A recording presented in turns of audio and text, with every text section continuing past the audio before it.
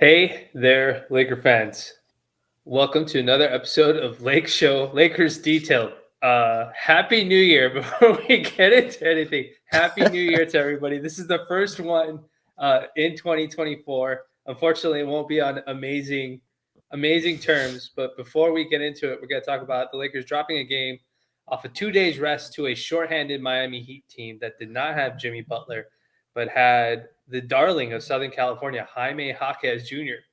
In their starting lineup Mhm. today. But before we get into a very emotional moment, I would say, potentially emotional pod today. Uh, Raj, Happy New Year. How are you doing, bro? Happy New Year, I would say as well. I was actually having a pretty good New Year. I was having a good 2024, as short-lived as it's been. It's been 3 days, but yeah, enjoying some other basketball. There were some good games on, but yeah, everything else around the Lakers is good, Vinay. Just the Yeah. team isn't doing well. But I'm doing well. How are you? How was your New Year's? My, How was your my holidays? New Year's was good. Spent time with some family friends. I think we always talk about basketball, but I always like doing this small talk segment before we start Yeah. to kind of calm folks down because I think people come in to listen to us with high tension and high emotions, and so the small talk always helps kind of dissipate that. So it was good. I'm excited for the new year. I'm excited for the pod, the stuff that we have going on. I am excited for Lakers basketball despite the loss, but we should start getting into this. Like this game was a disappointment, Raj, and we'll get into the any specific. You can take it any Oof. direction you want. I just want to get this off my chest now before the Sure. the crowd comes in. Like this was a very disappointing loss for me because Oh this yeah. team showed up.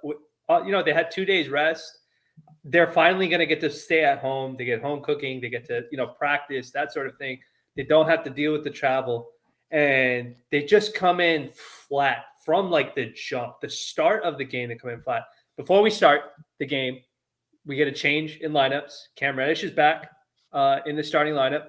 Austin Reeves gets inserted into the starting lineup. Rui gets hurt since the last time we spoke. D'Lo hurt his butt, and so he hasn't been able to play for a couple of games. Like he's been out. Rui calf strain. Thankfully, it's not a serious calf strain that he's had. And we go with a lineup of Austin, Torian, Cam, LeBron, and AD. And the moment they announced that lineup, I think I immediately put out a tweet. Jovan posted it. The first thing I said is, I'm worried about this lineup when it comes to like defense, like the defensive rebounding. Like they're gonna have to be really, really good. And I think you and I have said it multiple times. Like stuff like defensive rebounding, blue collar stuff. When you take guys Mhm. like Vando out of the lineup, like that really we really lack in those departments. And to be fair, I think AD was freaking amazing today, dude. And we'll get Phenomenal. into it specifically, but I'm just disappointed from this loss.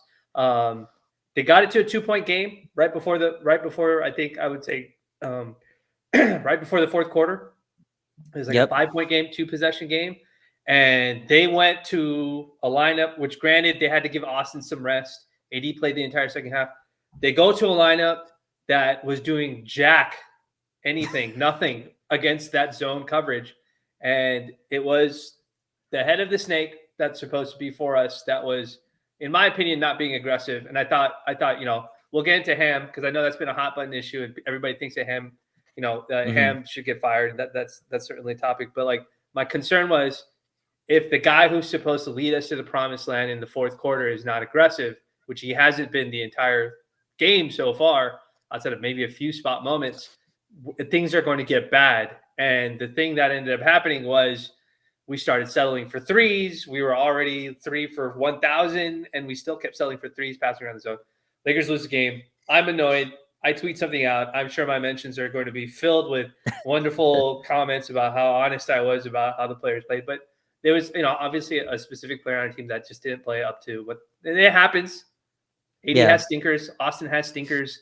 All kinds of players have stinkers. So I'm not think I don't think it's a trend or I hate the Sure. player, but it just we have to talk about that because this is a theme that we talked about consistently. So that's my gripe. I've got it off of my chest. You take it in what direction you want to go to. Y- What y- are your instant thoughts in regards to Yeah. in regards to the game?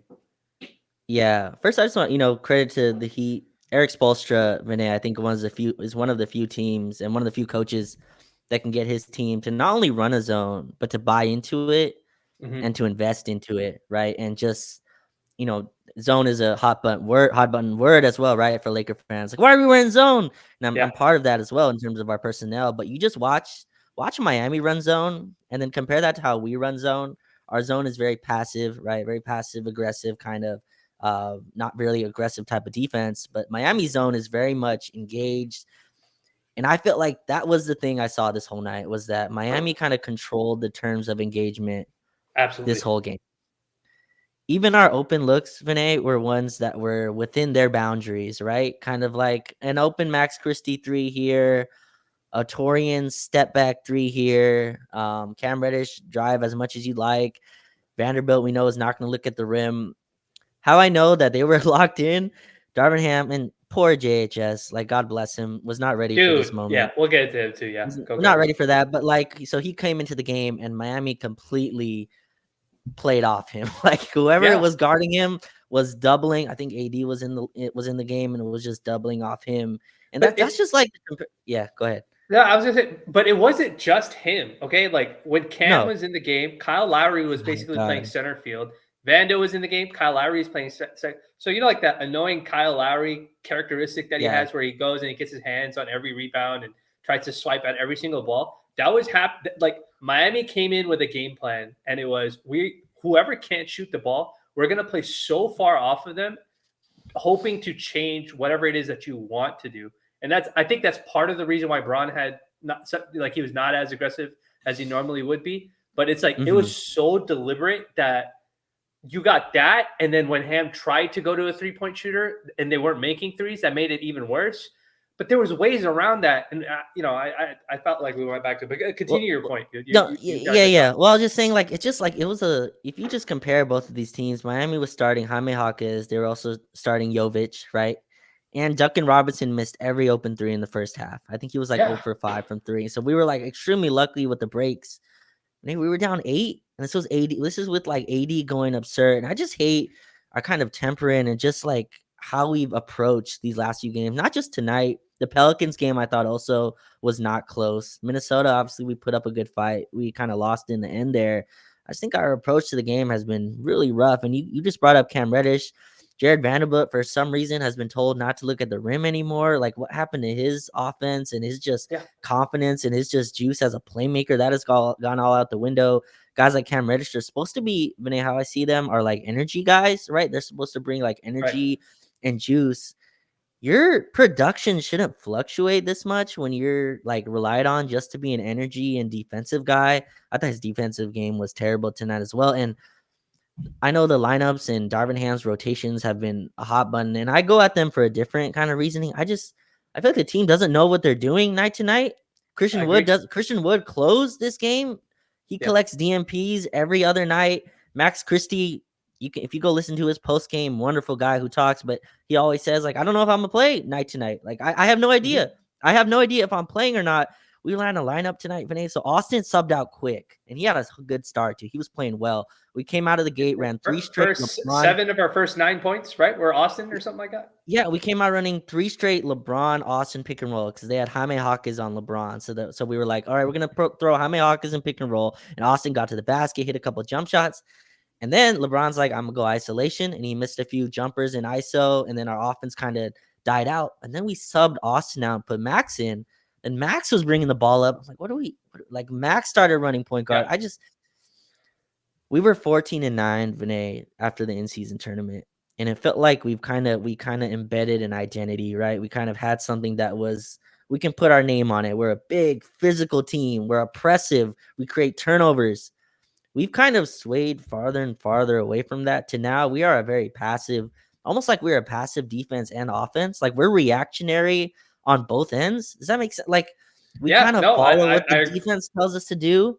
And then on offense, like we have no idea what we're running. So it looks like a team that's lost. And like the JHS stuff is going to be attacked, and Jaime Hawkins got a big block on him, which will get clipped to eternity by yeah, all the people, voting for him to be drafted, whatever.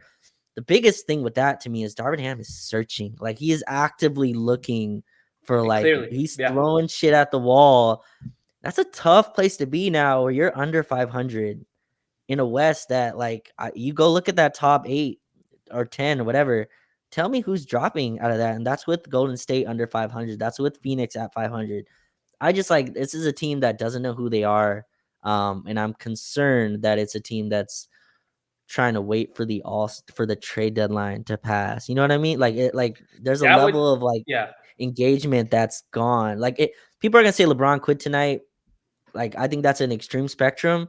yeah, I There's wouldn't agree there's with a that. middle, but there's a middle ground, right? There's a middle ground between quitting or like just not being as engaged. And like I saw a little disengagement in terms of, and I'm not saying like that was purposeful or even conscious. It's just like Okay, this team doesn't can I look ask you connected. can I ask you a question since you brought that Yeah, up? yeah, And this yeah, is yeah. not a loaded question. Did everybody on the team seem disengaged? I thought AD was engaged, and I thought Austin was pretty engaged. Yeah. I thought everyone else This is looked a really brave statement that I know you're being very diplomatic in how you're saying it, but this well. is very Yeah, well, brave I'm of you saying to like say. everyone Go. looked very disconnected, right? Like they Yes. didn't look like they were rowing in the same direction, right? Like there's levels of Yes. disengagement. There's I don't have to bring up actual names, but like Yeah. there's like levels of, or I don't have to bring up like actual events that occurred, but like Okay, there's I like will. I'll levels wait for you to finish. of there's levels of disengagement. And tonight I just saw a team that's not connected, to put it Sure. nicely. I'm a little bit more like diplomatic with it for Yeah, no, sure, no, but it's like okay. It's yeah, okay. so I like it looks like a team that's not connected, and that goes from top down, from a Sure. coaching staff that doesn't know who they want to put in to a player that doesn't know their role, right? Cam Reddish, I feel like comes in, and doesn't know, am I supposed to shoot? There's a play today. Holy crap. Torian was 0 for 4 from 3. Okay, we're Yeah. on a run. We're coming back. We run a play. Torian takes a step back 3 over, I forgot who. And in my head, Yeah. I'm like, who's telling him this is okay, or this is your shot, or like that's the stuff that just there's no way that's being told that that's okay. There's no way that's being like put in film sessions. That's your shot there. And again, I'm not sure if it's being if it's told to him or if it's being explained correctly. I see a team that's really disconnected. But go ahead, talk to me. What are you seeing? Yeah, so I think there was only one guy that was disengaged today. I think everybody else Mm, was, and I think that player was disengaged when he saw that that Miami was never coming out of that zone, and he was like, you know what, it's going to be a lot of work. He's going to have to dribble through 2, 3 guys, try and finish this. Miami was playing very physical today. I saw Max Christie try to throw an entry pass. I saw Austin try to throw multiple entry passes and we're talking about LeBron. I mean, I'm talking mm-hmm, about LeBron. You haven't named him, but I'm talking about LeBron. Like, and Braun was like, Jaime was slipping his seal, like that he was jumping the entry pass on the seal. Like the seals weren't good. The effort to seal off Jaime or other players wasn't good. So I was watching the timeline and people were getting mad at Max and these other guys not able to set up Braun in that like left block post action. But there's like no effort being made to prevent prevent the defender from jumping that pass. And these guys are trying to throw, and I'm not saying that they were perfect passes, but a lot of them are like normal entry passes that you would throw that Braun usually gets when he knows that the guy's being aggressive. And that just wasn't there today. And on the other side, I think that zone, I saw Braun throwing the ball like there was a play, dude, where Braun had it at the top of the 3. He throws it to the right corner, which is covered, gets it back to him at the top of the 3, and then whips it to the left corner to Torian Prince. And I was just like, all right, like that. This was later in the game, but it was very clear at some point. I don't want to say he was disengaged, but I think he kind of knew, okay, I'm not going to be aggressive the way that my teammates would probably want me to be, or that my teammates expect me to be. And my concern is that we're going to get upset at the role players, like missing wide open shots. That's the role player's fault. Like you're paid to make open shots. You're an NBA player. That's what you're paid for. So that's not anybody else's fault except the players that miss those shots. But this is a theme that I think you and I have talked about before, that when Darvin Ham runs lineups with guys that are non-scoring players, we're talking about Cam mm, Reddish, we're talking about Jared Vanderbilt, we're talking about guys like that. And you're playing them next to a guy like LeBron, who, let's say 80% of the time, 85% of the time, they're doing all of their damage, either doesn't have anything to do with scoring, or they're doing it off of something that he's created or something Anthony Davis has done offensively mm-hmm. to bend the defense in some form. And then we get upset when one of those two guys doesn't show up or doesn't play the way they would normally play, and then we get mad that the role players don't step up. The only guy who's ever stepped up this season is Austin Reeves, because the dude plays the same way regardless of whether he's on the bench or if he's coming off with the starters. If you want him to go score the basketball or try and make plays for teammates, that's what he's going to go do. But like Taurean Prince, he's a catch and shoot guy, clearly. Like that's his bread and butter. That's where he's been the most successful for us at. Vanderbilt is an energy, hustle, rebounding, defensive motor guy, right? Cam Reddish, we were hoping that the three ball would be consistent. It hasn't been. And, he's been shaky as a scorer too as well. Like, so these are three guys that we're talking about. Obviously, we didn't have Rui, we didn't have Delos. That's why I'm not bringing them up. But these are three guys that we're talking about. And again, same thing with Christian Wood. Do you want Christian Wood to score? Do you want him to play defense? Do you want him to rebound? Like we were sending him plays in the post and letting him post up some of Miami's guards, which he did to some success, to some degree. He had some nice interior passes to AD too as well. But my thing is this: every time we decide to kill our role players, we skip the step of asking, did our stars do what we expect them to do? And the problem here, and this is why this always gets messy, in my opinion, and this is why this game is such a nice illustrator of what it is, that if your stars, if the role players rely on the stars to do their jobs, and they specifically every single minute they played all season has been based off of the stars doing their jobs, and then one of those stars ends up not doing it, then it's hard for me to get mad at role players, right? Like role players are role players for a reason. There's a reason why they're not stars, because their play is inconsistent, their defense is inconsistent, their shooting is inconsistent. And so my thing is, this game, only this game, not the entire season, not all that sort of stuff. This game, I felt that because Braun was not aggressive offensively, it hurt the rest of the team. That doesn't excuse them missing open shots, because they missed a ton of open shots too as well. But that game was somewhat within reach. And, I'm primarily pointing to that fourth quarter start. It was a 2-point game or a 5-point game or something like that. The lead expands all the way back out to 10 within, very quickly. Miami came in with a game plan. Every make, every miss. Push it as fast as you can. Advance it up the floor as fast as you can. Try and get an open three. Raj, they had an open three off of a made basket. They set up an open three, I think in the second or third quarter. Lakers score at the rim. They advance the ball so quickly that they get a wide open three that they knock down. And I was just like, dude, you guys are not locked in at all as a team.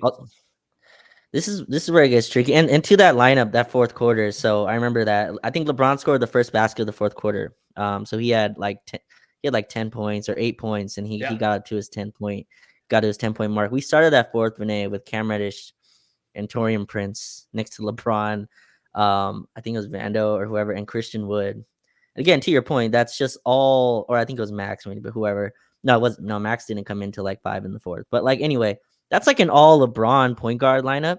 Yeah. And the other part of that is that lineup got cooked defensively. Cam Reddish, I thought, got lost on a lot of screens tonight. I thought his defense was pretty poor.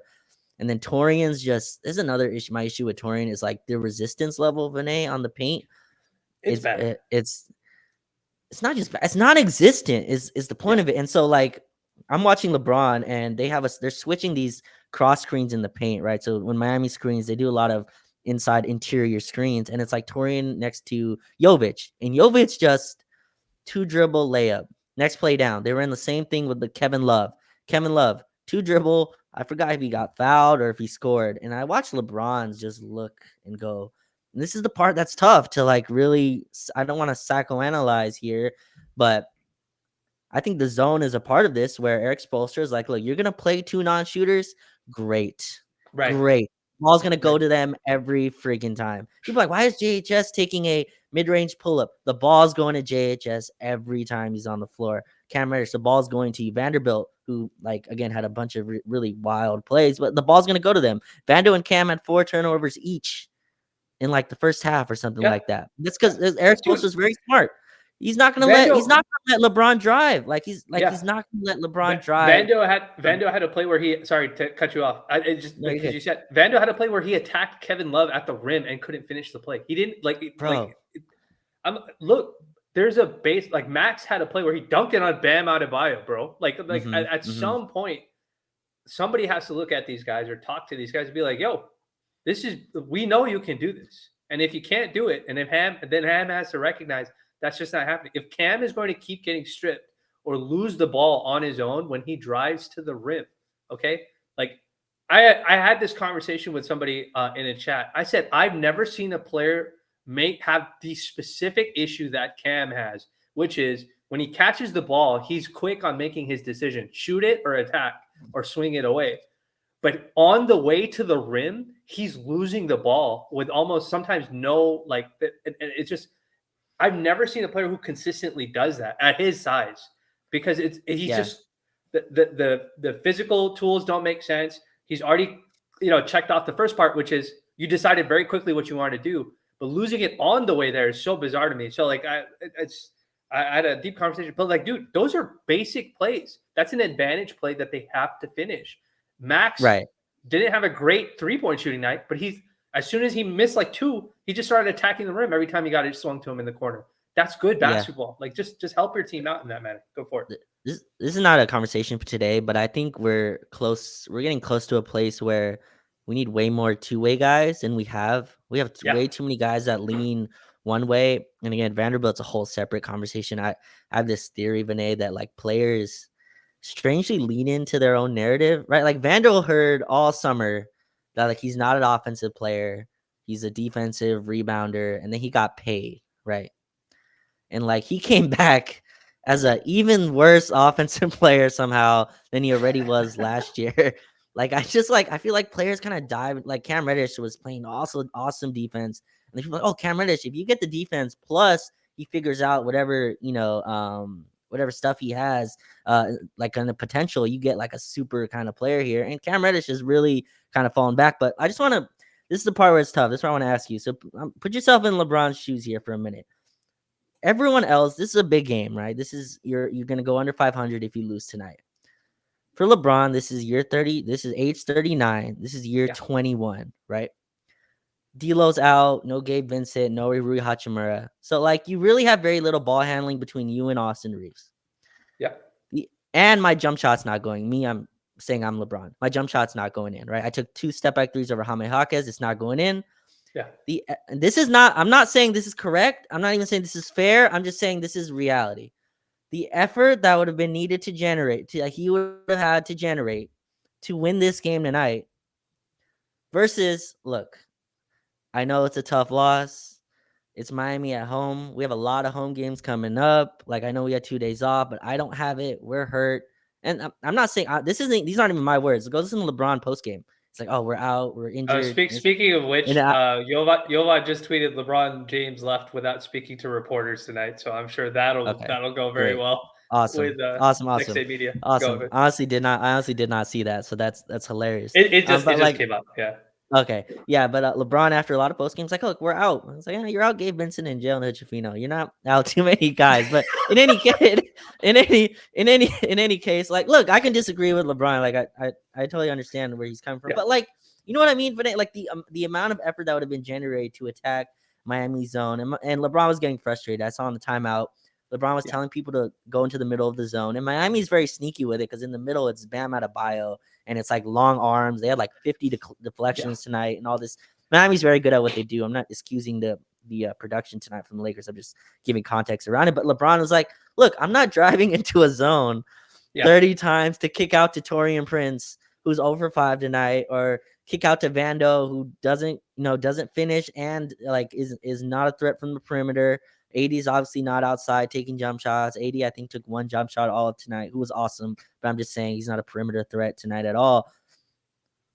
I could see if LeBron went that route, right? Like I could just see it. There's like to me, if no one can convince me if LeBron wanted to score tonight, he could go get 20. Like he finishes what 10 points. Like no free throws, by the way, for tonight for LeBron. And I don't see one Laker fan going, "Where's the free throws?" There was no drives. There was no contact to get any. Well, maybe there were calls here and there that some LeBron fan can go and clip and find them tonight.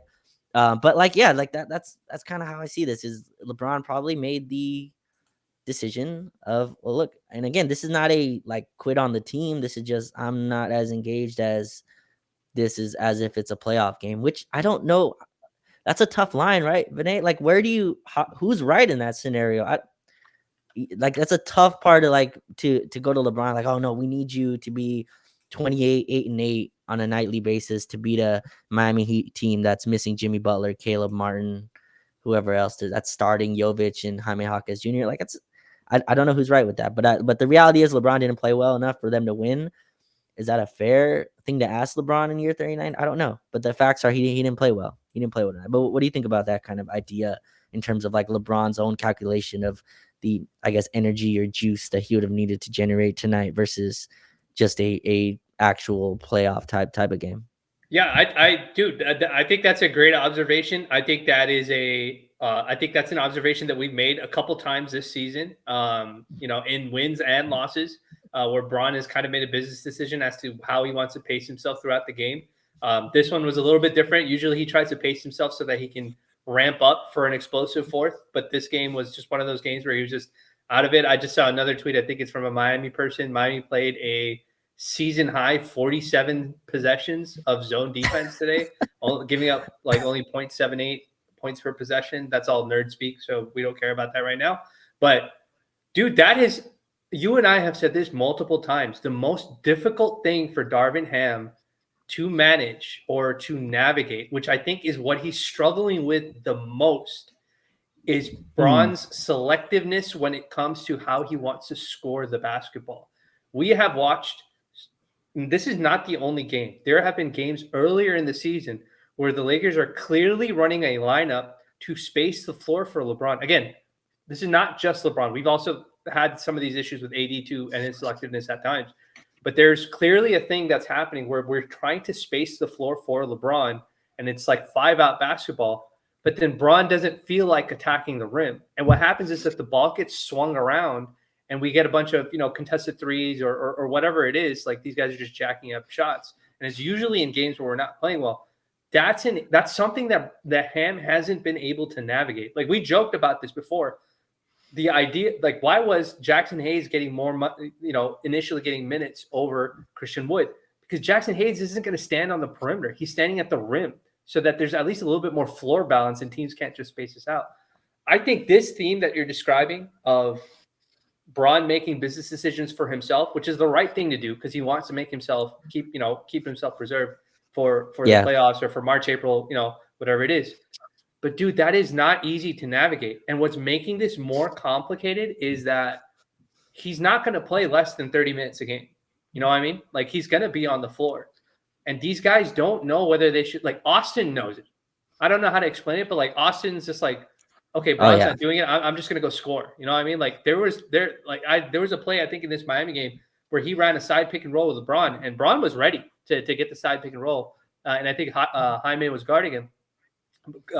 What's it called? Austin doesn't even look at Braun. He like fakes the pass to Braun and then finishes it around Bam or something like that at the rim, and he makes the shot.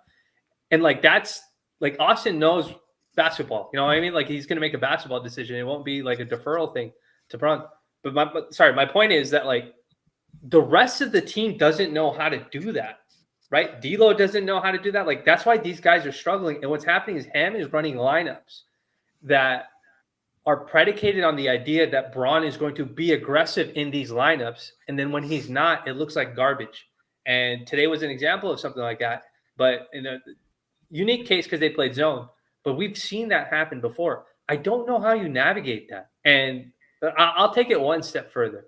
I think one thing Ham is getting a lot of crap for with the starting lineups, but people don't want to see it the other way, is that Ham has also recognized that Braun's selectivism on the offensive end is not just on the offensive end. Like it's that's with good point. The rebounding and it's with the defense. I won't say it's with the defense because I think he's putting effort, but the blue collar stuff he's been a little bit more selective with that. I think the season, the in-season tournament games, Braun was super locked in and stuff like that. But I think the games since then, Braun has been a little bit more selective when it comes to how he wants to engage. And I think when he put Vando in the starting lineup, a lot of people were upset about that. And I think that's fair to be upset about that. But I think if I'm the coach, right, I can't control whether, and I have no clue whether Braun's going to be aggressive or not offensively. I know I've got a guy in AD where if I give him the ball, he's having one of the best seasons he's ever had in the paint. That I can at least trust Braun to get AD the ball. if he's a point guard in the lineups. And I've got it like, okay, Ham's a role player, defensive role player, blue collar guy historically as a role player in the league. Him going in that direction, dude, our defensive rebounding was great. Our defense was pretty good. We couldn't score, but Yeah. like, Ham's like, look, I'm just gonna trust my two stars to figure it out. And AD had fantastic games. We get fantastic starts against Minnesota, and up and down starts. And everybody, then all of a sudden the conversation changed. Oh, the starting lineup offensive rating is so bad. We can't do both things. We can't force our stars to be fantastic in both regards, because Ham can't do that. He can't play LeBron and say, hey, Bron, attack the rim 20 times in the first quarter. Bron's not going to do that. Bron's going to be like, no, I'm going to kick it out to Torian Prince for open threes. And so that, I think that is a theme. If you're a Laker fan who has watched this season, and you have consistently watched this season in every single game, I think it's fair to say that and this is not a Bron thing. This is just how he has to navigate it. It's a reality of the situation. If there's one struggle I would really knock Ham for, is he has struggled being quick with the adjustment to his own player being not as aggressive as he would expect him to be. Yep. And he's trying it, but it's not working. And sometimes it works for a little while, and then teams adjust. Is that fair? Is that a fair thing that he's struggling with? That's 100% fair. That's also something I would hope a coach and player have a million conversations about, like especially two people who just went through a playoff run together. It's so strange when usually like a coach that's been with the team and the front office are kind of in lockstep most of the time, right? Like at least they're supposed to be. Like they're supposed to have some kind of idea. Go get these players. These are the players I want. These are the players I'm going to play. There's some like Vogel and Ayton probably were probably off match in terms of Nurkic and the fit, but that's worked out. In any case, like usually there's some lockstep. I just don't think it's sustainable, and just it's a culture that you can build when you start, unless you're, again, Miami does this to an extent, but Spoelstra kind of has a little bit more weight when he moves around. I don't think it's sustainable, like to bench your three most like paid players, and then like also, you know what I mean? Like in terms of your most talented players, you are absolutely keeping those guys off the bench, especially when they're playing well. I think that's a really tough thing to like hold a locker room together with. And again, these aren't conscious decisions. These aren't like Austin's quit or Rui's quit or D'Lo's. And D'Lo's the one I was worried about losing him, and like I still have those concerns. That's not for this pod. D'Lo's out for 2 games after taking it. Never mind. That's not. Never mind. It's another conversation. Yeah, for sure. Go it's for another it. conversation. But like, and anyway, like I just don't know if that's sustainable. And you're right. Look, that's an impossible thing for a coach. There's no coach in the world that can go to every game and not know if their offensive system is going to run at peak performance or if it's going to run at a like that's impossible. But those are things that need to be not just spoke about. Those need to be counters that you have built in. Those need to be practiced. There needs to be a game plan. But then yesterday I was watching OKC Boston. You know what I mean? And I'm like, we are so effing far away from this. Like, forget the players, forget the star, forget SGA, Tatum. We're so far away from just having like an idea of who we are. Boston has their faults. Jason Tatum and Jaylen Brown take more jump shots than they need to, but they know exactly what they're going to, right? There's a Porzingis pick and roll. If that doesn't work, we go here, that go here, we go here. I feel like we have completely lost it. And part of this is it's very tough. That's why the evaluation of this team is so tough, right? After in-season tournament, everyone, including us, were like, man, this team can really go far. And this is one of my larger questions, and I know I'm rambling here, but like, no, you're not. Go for it. So we watched them in the IST, and that was with LeBron and AD locked in, right? That was both of them locked in 100%, and the whole team locked in. D'Angelo Russell talked about the money that was favorable. They wanted to get the money for also the rookies and stuff like that. Great reasoning to do that. We also saw a playoff run where both LeBron and AD were locked in on both ends. We saw a second half of the All-Star break, second half of the season.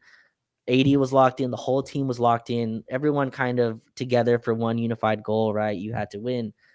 I'm wondering if we made a little bit of an over-evaluation in terms of a regular season sample right? In terms of like, we didn't like, I think I'm guilty of this as well, not really taking into account like, hey, this is a locked in portion. Like, what does it look like if you don't have LeBron locked in, or you don't have an Anthony Davis locked in every night? And Anthony Davis has been locked in pretty much every night, but like, what does that look like? And I think all of the guys were evaluated on the premise that LeBron and AD were locked in, right? Oh, Rui Hachimura looks freaking amazing next to top 10 LeBron and AD. D'Lo looks like Yes. an awesome fourth guy against those two. Austin looks like an absolute third guy. But now on some nights, you just spoke about this, when Austin has to be this number two creator, what does that Yeah. look like? It's not a 50-win team. It's more like a 40-win team. And that's the dangerous part we're at. So I know I rambled a lot. Go take that anywhere you want. But I'm watching this team like, man, there's a lot of basketball problems that are probably fixed by LeBron and AD being top 5 guys. But you can't ask that every night. You just can't, of a guy who's in his 21st. It's not fair. It's not It's fair. fair to ask. Is it? Is it?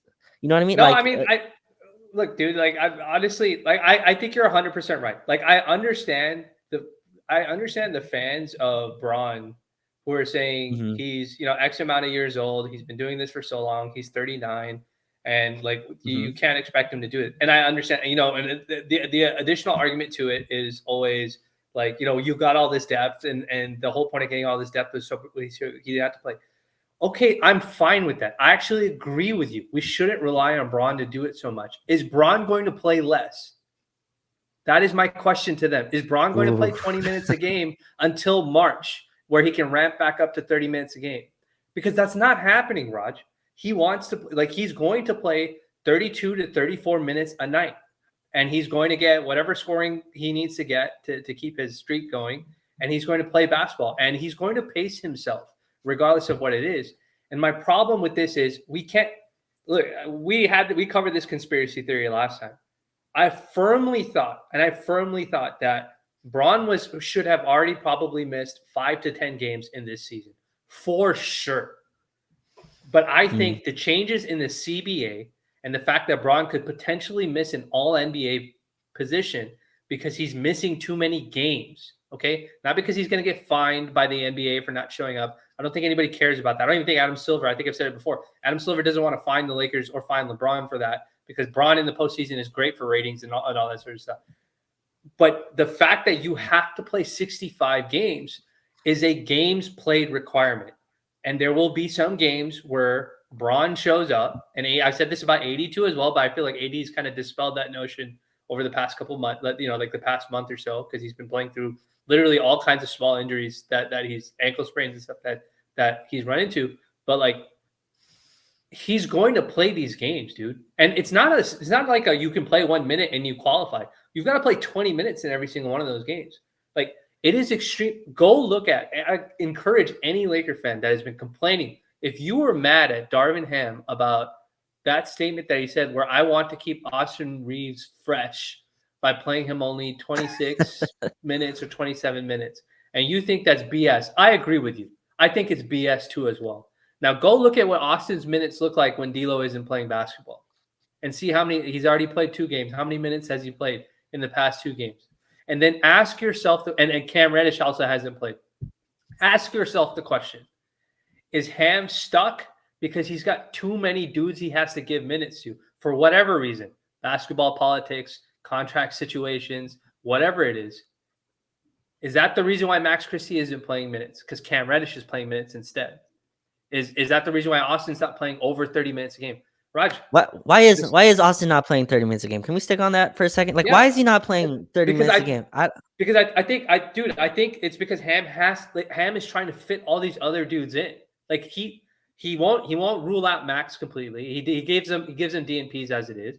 Cam Reddish has a starting spot locked in as long as he's healthy. I don't know when that happened. And look, me and you were very high on Cam Reddish too. At the same time, we're like, he has some defensive chops. When he gets put in ISO situations, he's actually really good against same size players. So he has a clear, like, there's a way that you can deploy him. But I at no point, I don't think you nor I said that Cam Reddish should be locked into a what's it called, like a starting position. If anything, you and I both said, hey, when Vando gets healthy, you should probably take Cam out and then just play Vando again, because he's actually a way better rebounder than Cam is. We haven't even done that, dude. Like this would have been a great game. Oh, Cam's hurt. Yeah. Let's bring him off the bench. You're going to start Austin? Perfect. Play Vando at the 4 instead. And then, run with that lineup. But again, it is what it is. Same thing with Prince. Torian Prince is locked into his spot. Apparently, we can't move him out of the starting lineup either for some reason. That's Go my ahead. You thing want with to say like something? that's why I think like why I said there's this separation between what we did this summer in terms of the guys we locked in and the guys we invested in and brought back and what we're doing this year. Like there's no way, and I refuse to believe that like we did all this summer to play Cam Reddish and Torian Prince like 30 No plus minutes way. a Yeah. game. There's just no there's and look, I get it from leaning in on your defense, and Torian's the only one making threes. So like I get play. I just like we keep flip flopping on these extreme sides of the spectrum and just going away from any conventionality or like just going anything that like has worked for us. We got like 90 seconds of the Austin Vando like LeBron AD unit that tore through the playoffs last year.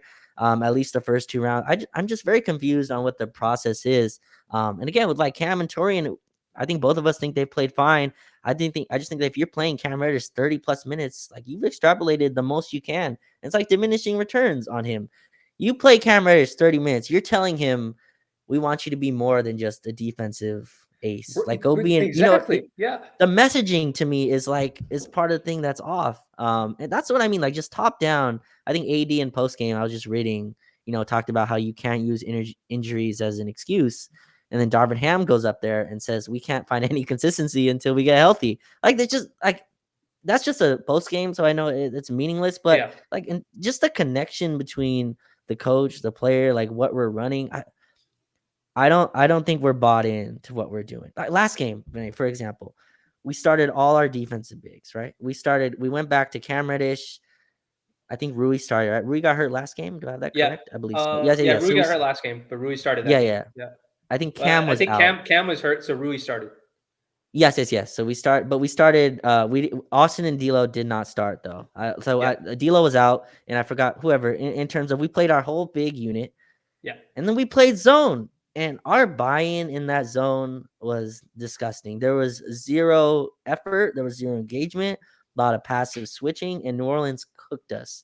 Herb Jones hit some corner threes, which I saw some people post the numbers about Herb Jones threes. That's neither here and there. I never thought that game was close. I just like our buy-in in terms of what we're doing and just engagement feels off. And Vinay, I don't know how you fix that.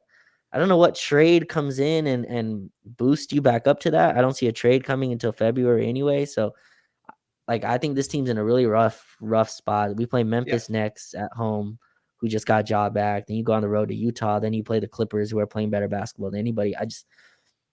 I thought we had an identity and we've lost that. That slipped through our hands, and that's tough to get back. But I don't know. It's hard. It's hard to blame the lineups, and it's hard to blame the rotation, and then it's hard to blame LeBron as well. There's like a bunch of things going on that I'm not really sure who to point the finger at. It's just this team has a lot of issues that like does D'Lo fix tonight? Like what you saw tonight? I Bro, don't know. D'Lo is eating into again. They moved D'Lo to the bench. First, you move Austin to the bench, which I quietly disagreed with. I didn't post anything on the timeline about that, but I understood why that happened. I think the only tweet I put out is Austin has to be the good soldier because this is how basketball Mm-hmm. politics work. We already saw this happen once before, so I'm not even going to rehash that sort of nonsense again. But Austin was a good soldier, ends up having just exploding, basically as a six man of the year candidate for the Lakers. And then D'Lo has a rough stretch where he plays about 5-6 games of bad basketball. And it's not even bad basketball; it's disengaged basketball. Like, oh, Yes. I can't get my game going, so I'm not even going to like try to do anything else. I'm not even going to try to force the issue of getting my game going. So it forces the coach's hand again. Like, how can I be upset at the coach? D'Lo is a veteran player in the league who is disengaging himself, and you're playing next to our two best players. You know what I mean? Like, if you like, I can't get mad at the coach for a player not performing when he's being put in position to perform. So, anyways, he gets benched. Then you run into, we already talked about the minutes issue between the two players, like Austin's minutes being reduced because of D'Lo and Cam and all these guys playing. And then you run into the issue when D'Lo goes to the bench, Austin's shots get cut in almost half.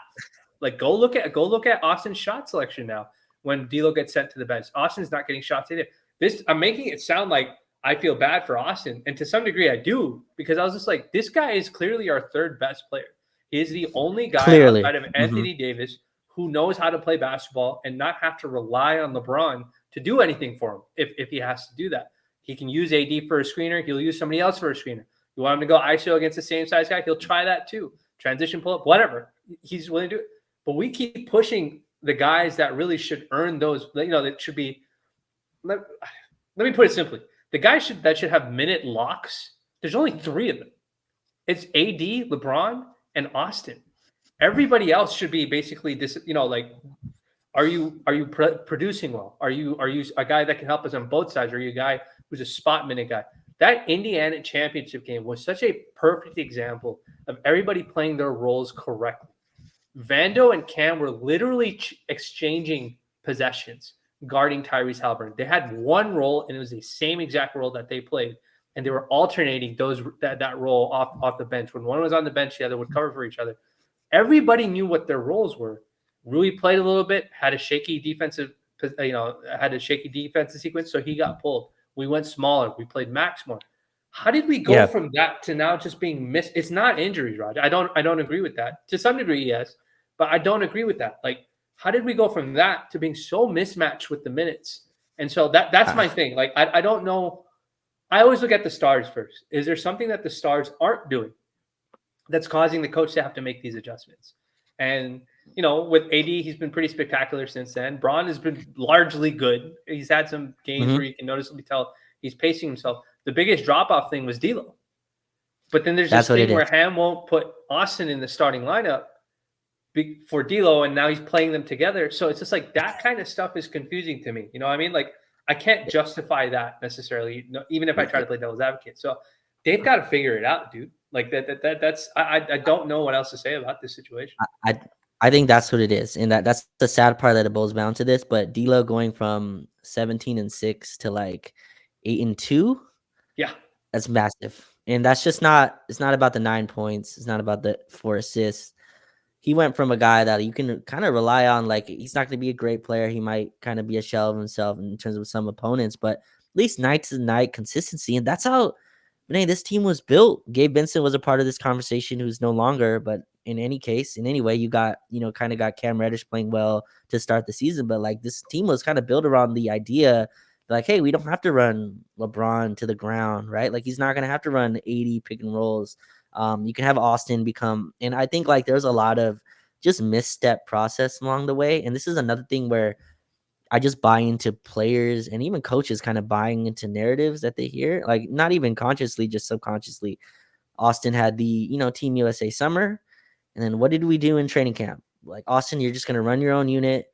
You're going to run high pick and roll with no other ball handlers on the floor, right? Like, we're going to separate you from D'Lo. We're even going to separate you from LeBron. It's going to be you, Christian Wood, and 3 spacers. That didn't really work. And that's kind of why I think he got out of the starting lineup as well. So like, hey, like, we're not going to do that. You're going to come off the bench. You're going to play next to LeBron. And he got going. He started cooking. I feel like, Renee, the biggest issue is everything we did last year almost feels not thrown away, but like, did we build on anything? The whole point of this roster was to like build on last season's run. I feel like we just scrapped it all. We changed the offense. We went to a 5-out system. Yeah. Which we just did not have the shooting for. Like, I remember at the time, I was like, okay, maybe we have the shooting for it. Didn't work. Torian, Austin, and D'Lo weren't shooting well. And then we kind of leaned into Torian as Torian became like a core piece of the team somehow. And like how like Torian can't be removed from any. You can jungle any other part of that unit, but Torian has to stay. All right. Cam Reddish became like a revelation, and I think he actually played pretty well. But like, he played so well now that Darvin, for some reason, catapulted now him. that Darvin won't pull him. Yeah. So like, he's been catapulted into this like starter. Like, he comes back and automatically returns to the starting lineup. Ruiz has been yanked around, and Rui has been injured as well. But like, even when he plays, sometimes he plays 10 minutes, sometimes he plays 20 minutes. LeBron sits, Rui plays 30 minutes and plays well. Just like, it's a lot of stuff we don't know what we're doing, man. And I think D'Lo is just embodiment of that in terms of. Like, D'Lo is another player. D'Lo and Cam, I feel like, are products of their environment. And like, once it started to crash, D'Lo kind of also disengaged. And people look at the numbers, but I look at like D'Lo plays with a swagger that like when it's gone, it's gone. You know what I Yeah, mean? And that's what I was worried about him coming off the bench. And maybe it's not fair, but you kind of gotta know personnel too. I don't think D'Lo's the guy you could have benched. Like maybe that's fair or not, but like maybe that's not fair to Darvin in terms of like, hey, who cares? I'm playing whoever I want to play. But I was worried about losing D'Lo if you bench him, and like I don't know. Watch the last 5 games of D'Angelo Russell. It doesn't look like a. It looks like a player who's not confident, and D'Lo even comes out in press conferences, Vinay, and tells you, I'm not a defender. I don't defend. I like. It's just a yeah, nutty situation that man. yeah. I don't There's know. that was a that statement gave me a really really great opportunity to make a joke about the Russells in LA coming off the bench, but I'll save that for now because people already get Oh upset at man, me about no. last season, anyways. But I think you're right. I think a lot of the stuff that we've discussed so far. I wouldn't say we've been doom or gloom. I think it's been more like, hey, this is very clearly an issue. Like this needs to be addressed in some form because this is not working. Like the guys that shouldn't be locks are locks for minutes, and that shouldn't be the case. And the guys who have clearly through 25 games or what's it called, however many games it is now, like 35 games, have shown that they're defensive specialists, not two-way guys. They should be used accordingly. Like that should start kind of getting figured out. And the Delos thing is unfortunate, like that he got benched the way he did. I was shocked that it happened in general because because of his contract situation. I thought they wouldn't go in that direction, and they let him work through it even if he wasn't doing well. So I don't know what's going to be the end result, what ends up happening like with this sort of situation, but like they've got to figure it out, dude. Dude, Anthony Davis is playing too good, bro. He's playing amazing basketball. This is the best Anthony Davis we've seen literally since the bubble. Literally since It's the bubble. incredible. I The honestly, I think Minnesota, this is his best stretch of Laker basketball that he's played. I think bro, it's the best stretch.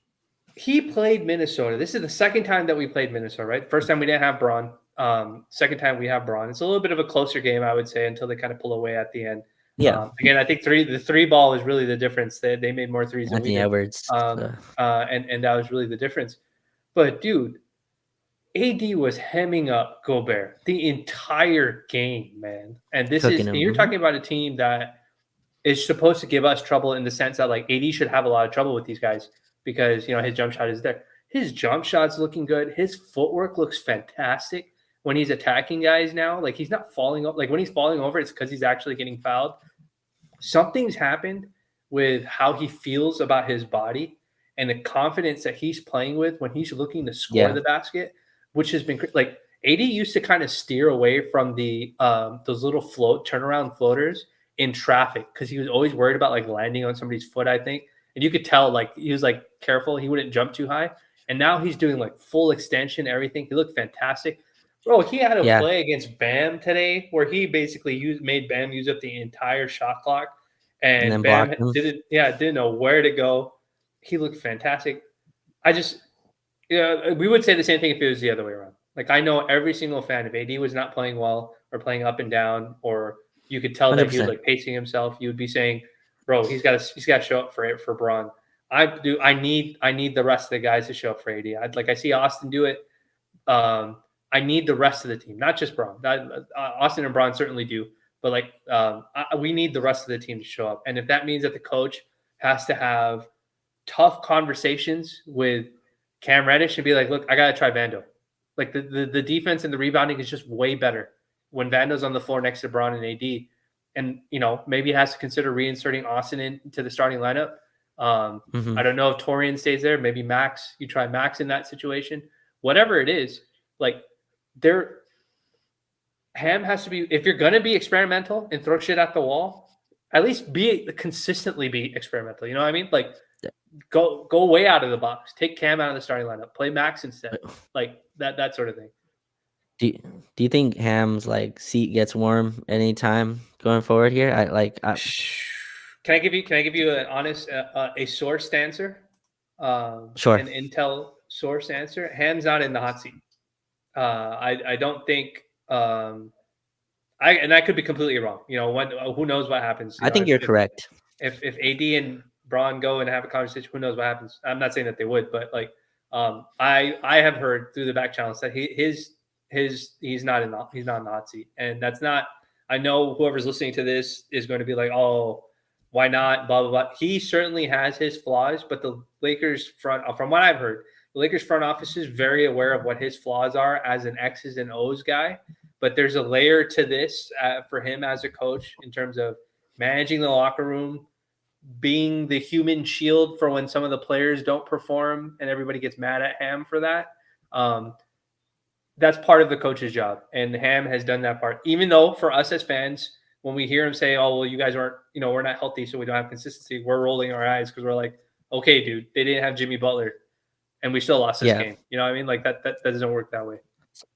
So I agree with that, and I don't think it's warm yet.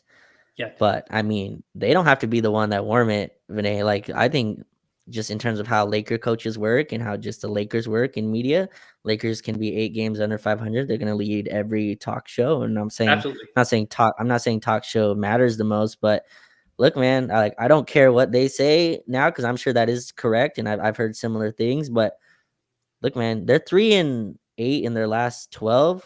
Yeah, You go another like 2-7 or something. You're 6 games under 500. You're 4 or 5 games out the play-in race.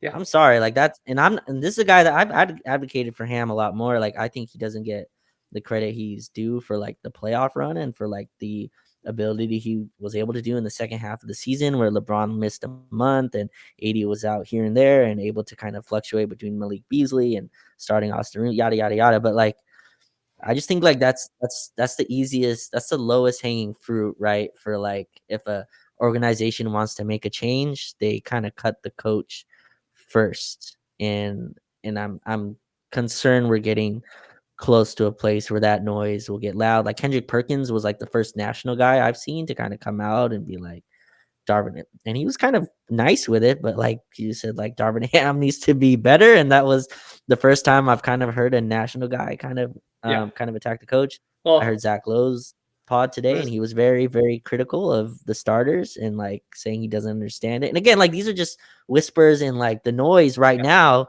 but. Look, you're 17 and 18. You become 18 and 22 or something like that. Like yeah, these noises will get loud. That's why I asked you.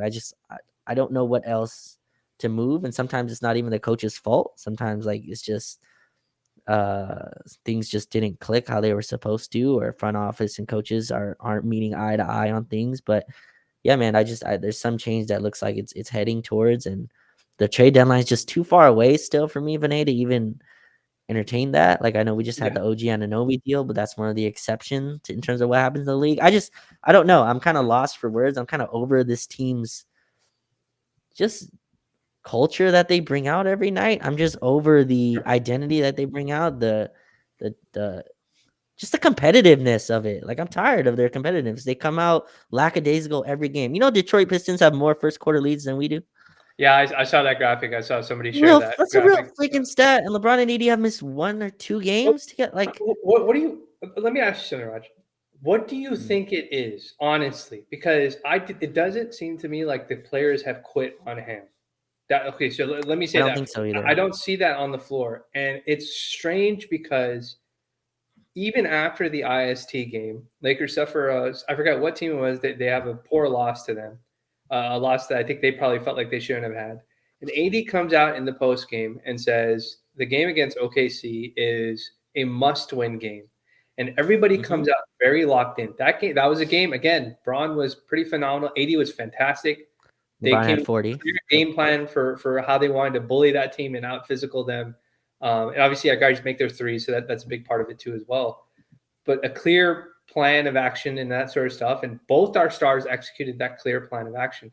So my thing is that why is that urgency not there consistently? Because at some like I get it that the coach is there to keep them engaged, but he can't force you to play hard. You know what I mean? Like Mm-mm. that has to come from the player itself. And so my confusion is why does it take an AD post game or money to be on the line in the IST situation or something like that for Hmm. the other guys on the team, which is honorable for sure. But why does it have to take stakes like that for us to play like that?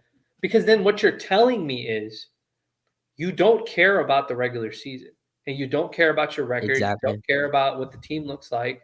You don't care about the wins and losses in October, November, December, January. And I guess you could argue that January is like the dog days of the end. It's been said before that January, February is kind of the dog days of the season in the NBA. So a lot of teams that you don't expect to lose, they kind of roll over just because they just want to get over with. But that's not an excuse for this team.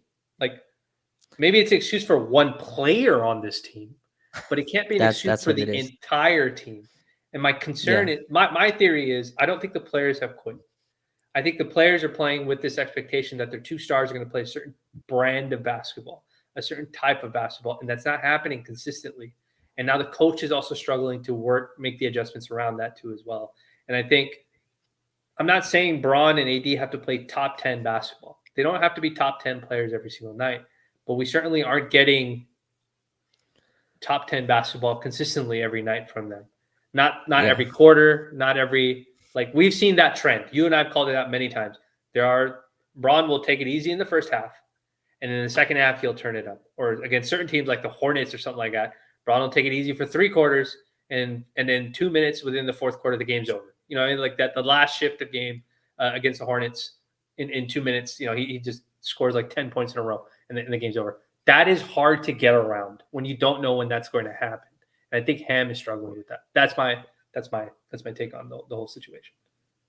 And I guess just to simplify some of that, Yeah, we're one of the worst offenses in the league. Like yeah, we just are. I think we're like worse than the Wizards in half court offense. You're not winning with that. You're just not doing anything with that. I don't care how good you are defensively, and I think we've kind of hovered around the top 10 on defense. That's too tough in the modern NBA. And you said, January is the dog days, and I agree with that to an extent. It's the dog days for teams who have a cushion or margins, absolutely right? Like it's true. the dog days for Boston or like for Denver or Milwaukee, who's kind of created enough of a margin to where, yeah, we lost, some road game in Charlotte because Terry Rozier hit 8 threes. Like, what are we gonna do? Like Yeah, that. I can even understand that. I think both of us have come on here and be like, look, we can understand the NBA is a grind, but when you're a Dante game Exum under hitting 500. six threes in a game. That's a nice example of it. Yeah, like Yeah, yeah, exactly. After the in-season tournament, right? Dante Exum hits a bunch of threes. And like, look, that's a tough game. There's a kind of a come down from playing such high level basketball. I think both of us were kind of like, look, you understand that game, but when you go lose on the road in San Antonio, you let a team break their 18 game losing streak on you. yeah, And we're very lucky the Detroit Pistons existed at that time because yeah, that should have got a lot more attention. But anyway, then you go on the road to Chicago, a team missing Zach LaVine, and they blow you out the water. Just like all these losses that continue to kind of pile up, that continue to pile up on here. I just hated their competitiveness so far, but I don't know what you do with a bottom four offense with LeBron and AD on the floor. What That's where it's like, is that lineups? Is that plays? Is that your stars not getting it done? Is it pairing your stars with such a negative end spectrum of offensive players that you're making life difficult? I don't know, but that's a question they need to solve. That's where yeah, I think there needs to be more balance in our units, and I think that's why they sway so heavily. We started the year going Austin, D'Lo, and Torian, which just got blown out the water defensively, yeah. and also those guys weren't shooting well. I don't know. I would go to the Austin D'Lo with like one of Cam and Vando. Like that's where I would kind of settle at. But I know Torian's not getting benched, so like I don't, you know what I He's mean? So Ham's got to break that. He has to break that Cam. He has to break up that Cam Torian starting line. Like those two guys can't possibly be locked into their spots. Like it's just Torian is oh, not but they like, are. and that's the part I've heard that Cam. I've heard some things about him and how he's some of the guys that he's giving minutes to are guys that he advocated for the Lakers to get in the offseason. That the Mm, Lakers also agreed that would be good additions to the team too as well. And sometimes coaches can be stubborn about adding, when they mess with minutes when it comes to that. But I think, like I said, there's a lot of different things at Ham you can be upset about. Like the inserting Vando into the starting lineup when they benched D'Lo, I understood why he did that because I understand what he's trying to do with that starting lineup. He's trying to focus, like control what variables he can control which is like defensive rebounding with that group, which is fine. But it's going to be a little bit more complicated than that. And look, dude, 2024, it's a tight Western Conference race. Lakers go on a 5-0 winning streak. They'll be back up in like the 4 seed or something like that. And if they go 0-5, they'll be like the 13th or 14th seed in the end in the Western Conference. That's how tight the Western Conference is, and that's the margin of error that they have to work with. So we're hitting right about the hour. Like there's probably so much stuff we have to catch up on, Raj. So we'll probably try and schedule another pod, so we can discuss some of the more interesting. We didn't touch on Max, who looked fantastic today. We didn't touch on Austin, who yet again looks great when he's in the starting position, creating for teammates.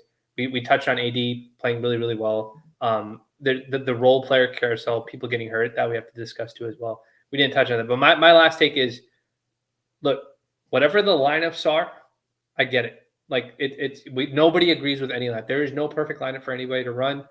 I saw people patting themselves on the back because Austin got reinserted into the lineup, only for us to be even worse offensively than we were with the defensive lineup that we ran with that starting group against this Miami zone. So, like, I get it. Nobody's going to be happy. I get that. Everybody wants Ham fired. I get that. But we still have enough talent on this team, and one of the smartest players in the NBA, LeBron, and a guy who's having a phenomenal, I would say, MVP caliber season in Anthony Davis, who are good enough to win you games against shorthanded teams like Miami.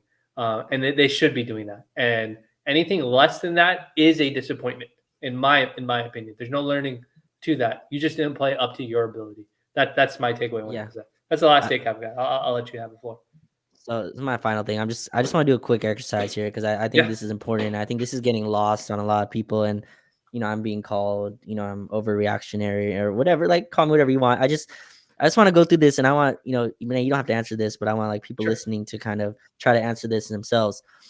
The Lakers are 10th currently, so as you know, top six make it into the play-in, make it out of the play-in. I'm sorry, so 7 through 10. I just want to be. You can do this. This can be a rhetorical question, but I just want to know who the hell is falling out of here. This is why the sense of urgency is important to me. Minnesota's 24-9. I'm gonna safely say we're not catching them. Right? Can you live with me there? I agree with that. Or I'm going with that. OKC is 23-10. I'm gonna safely say we're not catching them either. Correct. Denver is 24-11. I'm gonna safely say we're not catching Denver either. Yep. I mean, these teams you can Clippers are 21-12. I watch a lot of Clipper games. Their floor is so damn high when all those stars play. Like, you can think of whatever the playoff implications for James Harden. That floor is super high. The Pelicans somehow are 21-14. By the way, that's 7 games over 500. We're a game under. I'm just keeping perspective here. Yeah. The 6th seed is the Sacramento Kings are 19-13. Again, just a very solid team, very good at home. 19-36 games. Next is Dallas. Just got Kyrie back. They're 20-15. That's the top freaking 7. I haven't even included Phoenix in that. That's getting Beal back. Hopefully, they're 18-16. The Warriors are under us at 16-17. Maybe they pick it up. Maybe they don't. The bottom 4 are tanking. Where the hell are you catching these teams? Like, if it's not now, if it's not this January homestand, there's another 6-game roadie in February. We're an awful road team, by the way. We are 6-13 on the road. Like, that's worse than Memphis, who's missed Ja for 25 games. Like, that's where I'm going crazy. Like, are they not following? LeBron's following this, I'm sure. Like, they must see this. There's no way they're going to these games going, lackadaisical, let's play JHS 10 minutes. And I'm not blaming JHS. It's just there's a lack of urgency and seriousness that I've seen for like 3 weeks, which is freaking mind-boggling to me because we just went through last year. Sorry to read all those standings out. It's just I don't think people understand how far behind we are. Like, you know how hard it is to remember last year how hard it was to catch up like 4 games? Yeah. It took like a season to catch up like 4 games. Yeah. You got to catch. And every time we got close to 500, we would like lose 2 in a row or 3 in a row or something random like that. Exactly. So like I'm just saying, like, I think it's not being put in perspective enough, like how much of a like streak this team needs to go on. And I haven't seen anything that tells me they're about to go on a run. Have you seen anything in the last 2 weeks that tells you like this team's about to like take off and win 5 in a row? I haven't seen anything like that. So hopefully I'm wrong. Yeah, I haven't seen consistent effort. Like, I haven't seen 3 games of I've seen one consistent player, or two consistent players giving me the production that I would expect to see out of them in like the roles that they're supposed to be in. But as a team, as an entire unit, I haven't seen even 3 games of really good defense, honestly, like outside of AD, Mhm. like a good team defense from this Laker team. And I think that is probably that's something that's a little bit of my concern. And until we start seeing trends like that, it's very hard to believe this team is serious about doing anything. Now, again, if that's because of lineups, that's because of the coach, that's because of the player performances. I don't know what to say, but that has to get figured out. And dude, honestly, I do think it's much more complex than just what the head coach is doing. Because last game, Anthony Davis comes out and says, "Yeah, we make a plan, we make a defensive game plan. Sorry, it's communicated to us what we're doing on defense, but when we go out on the floor, we don't execute it." So it's like, okay, Anthony Davis is saying that the players are not executing what the coaches are asking them to do, and he's putting the onus on the players. So is it the coach or is it the players? And so that's what I'm saying. Like, I don't know exactly. We don't want to get into the finger pointing and the blaming and all that sort of stuff, and start taking single possessions, saying, "Oh, this guy didn't do well here, and this guy's an idiot." Like, there's enough people on Twitter who don't even care about the Lakers. They're posting Jalen Hood-Schifino lowlights because you know, they need the engagement that badly. But like that's what I mean. Like we're not in the business of doing that. We're not trying to do that. And we do care about this team being successful. So I think what a good idea is, we'll schedule another pod. We'll really try to dive into, we'll compartmentalize some of these issues and see if we can find solutions to these issues that aren't just something as simple as like, oh, get rid of this guy, trade this guy, because it's never that easy. That like it's never as easy as just, oh, fire the coach. Okay, replace him with who? Phil Handy? What Exactly. makes anybody think that Phil Handy is a better X's and O's coach than Darvin Ham? Like with Lakers have hired offensive assistant head coaches when Phil Handy was here. So why is there an assumption that he's like these guys are just going to start playing better under him? Like, is he going to start playing Braun too many minutes? Are we going to run into that issue again? Like that, all that kind of stuff. So we'll try to peel back the layers of the complexness of some of the stuff that's going on in a different pod, Yep. because it's getting late. I don't want to keep the folks for too long. But Lakers got to put some wins on the board. We're at home. Like we've got home cooking.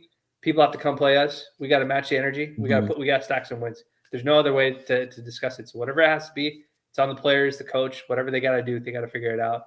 I'm sure Braun not speaking tonight will lead to a lot of headlines tomorrow morning. We'll see how that works out, and if anything drastic does happen, we'll certainly cover it too as well. But as always, we appreciate all the folks that joined us in the post game. Happy New Year to everybody. Let's not forget how real Yes. life works. Happy New Year to everybody. We hope you had a wonderful New Year's. We hope that your 2024, regardless of what the Lakers do, is filled with good health and good fortune. And we appreciate everybody who sits with us in the live spaces or ends up watching this on Apple and Spotify later on your podcast feed, in video form or audio form. And if nothing else, we will catch you in the next one. Take it easy. Peace.